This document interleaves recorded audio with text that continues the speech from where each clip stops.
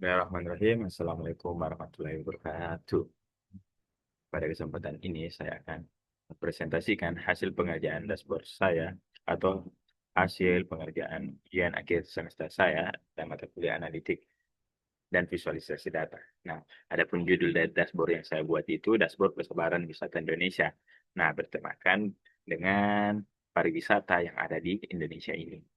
Pertama-tama, saya akan membahas dataset yang saya gunakan. Nah, dataset yang saya ambil ini berasal dari Kaggle dengan jumlah data itu 1026.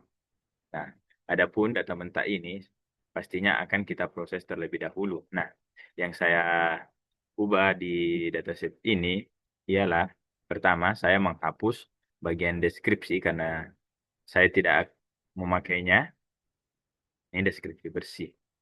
Dan menghapus beberapa data duplikat. Nah, ini bisa dilihat.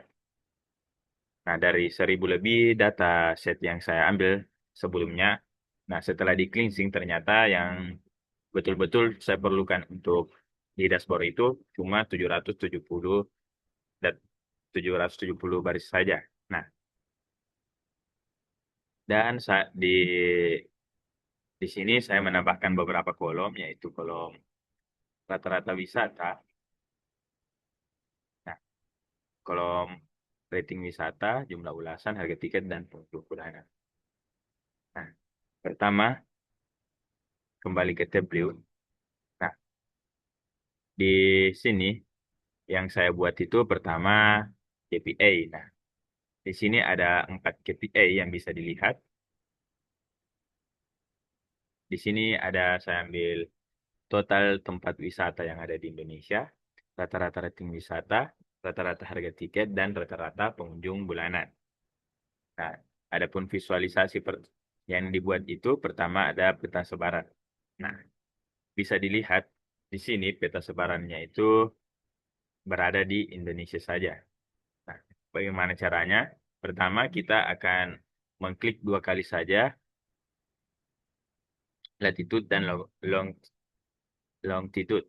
Nah, setelah diklik 2 kali, otomatis peta sebaran ini akan tampil. Nah, peta penyebaran wisata Indonesia ini tentunya diperuntukkan untuk mengetahui tempat-tempat wisata saja, tempat-tempat wisata mana saja yang paling banyak di Indonesia. Nah, adapun juga visualisasi kedua yang saya buat itu diagram batang dengan vertikal. Nah, di sini visualisasinya saya membuat untuk mengetahui di provinsi mana saja sih wisata terbanyak. Nah, di sini saya memfilter dengan menggunakan top 5 saja. Nah, sebenarnya di tiap provinsi itu sangat banyak, tapi saya ya hanya ingin memvisualisasikan 5 wisata terbanyak berdasarkan provinsi. Nah, visualisasi kedua, setelah wisata terbanyak, saya memvisualisasi juga wisata yang paling rendah berdasarkan tiap provinsi saja. Nah, setelah itu, saya juga membuat satu diagram batang ke atas yang mengetahui kategori wisata dengan pengunjung terbanyak.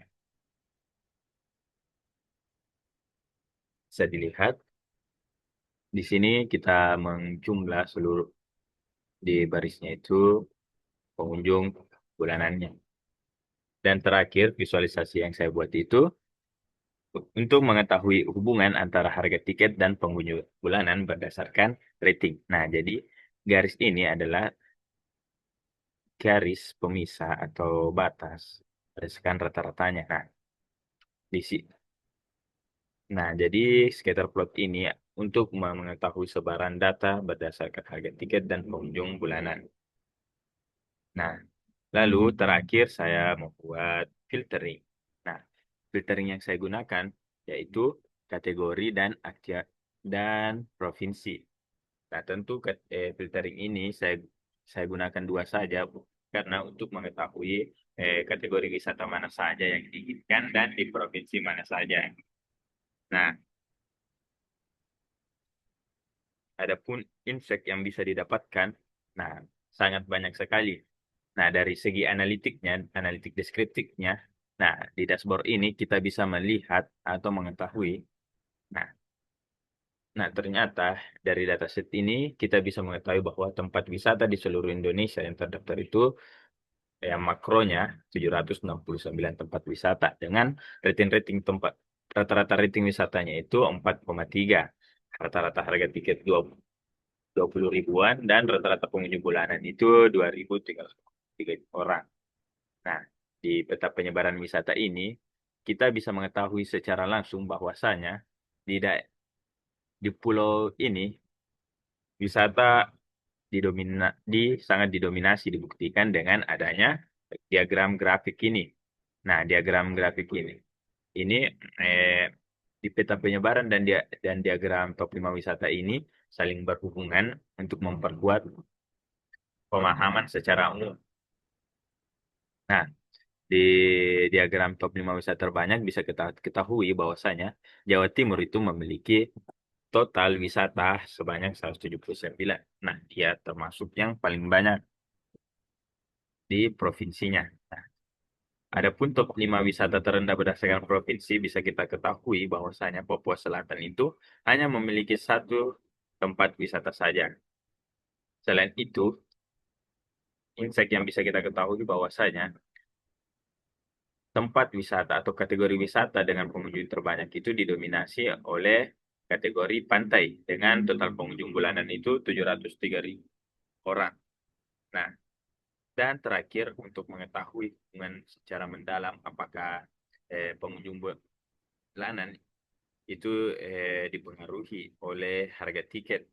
Nah, jadi di sini kita bisa membuat diagram sebar untuk mengetahui apa sih, apakah ada pengaruh atau tidak. Nah, di sini kita bisa lihat bahwasanya, nah, harga tiket yang mahal ini, harga tiket yang mahal ini ternyata dia itu memiliki pengunjung bulanan yang rendah dibandingkan dengan harga tiket yang murah dan pengunjung bulanannya bisa dikatakan tinggi.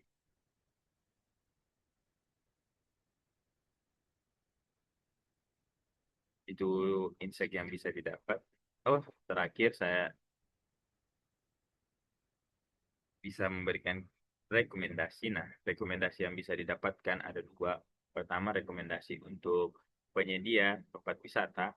Kita bisa merekomendasikan agar harga harga dari tempat wisata tersebut bisa dibuat dengan harga di bawah 50.000 saja untuk